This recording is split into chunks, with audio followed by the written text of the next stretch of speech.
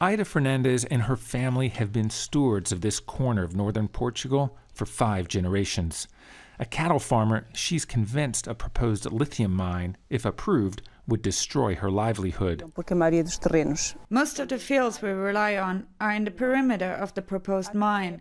It is not green, it is not sustainable, it is not going to benefit us, and it is going to destroy one more region, rich in water and pure air and nature and biodiversity.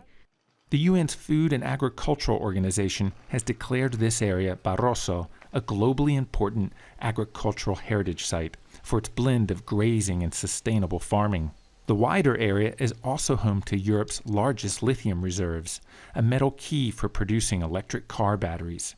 Electric cars are crucial to phasing out fossil fuels and can help Europe reach its goal of becoming carbon neutral by 2050. It's estimated the mine's footprint would be 270 hectares, the size of about 375 football fields. Every year, the mine would produce enough lithium for up to 600,000 cars, and over 12 years, that would result in a reduction of 100 million tons of CO2 from the atmosphere.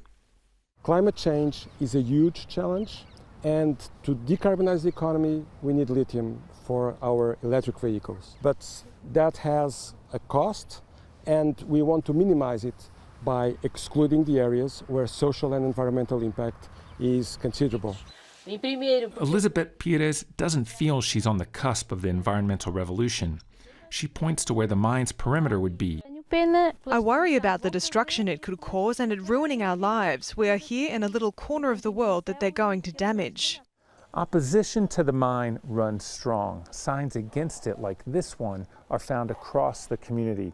That's despite the promise of jobs in a region people continue to leave behind in search of opportunities.